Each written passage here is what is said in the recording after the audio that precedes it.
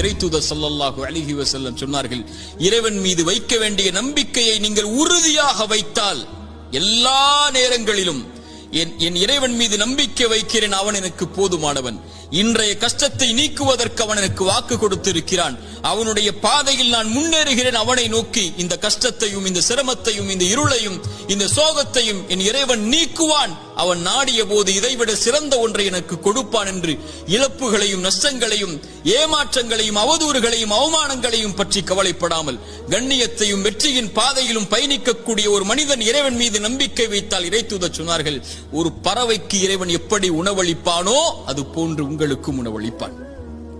அவ்வளவுதான். பறவைக்கு உணவளிக்கக்கூடியவன் உங்களுக்கும் உணவளிப்பான். ஆனால் அந்த பறவை, இறைத்தூதர் சொன்னார்கள், காலையில் வயிறு காலியாக செல்கிறது, மாலை வயிறு நிரம்ப திரும்பி வருகிறது. அது காலையில் பசியாகத்தான் போகிறது. ஏன்?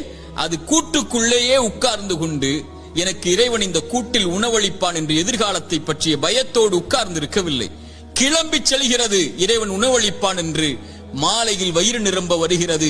அது போல் இறைவன் மீது வைக்க வேண்டிய நம்பிக்கையை உறுதியாக திடமாக தெளிவாக நீங்கள் வைத்தால் என் இறைவன் என்னை ஒருபோதும் கைவிட மாட்டான் என்று இந்த பறவைக்கு உணவளிப்பதை போல் இறைவன் உங்களுக்கு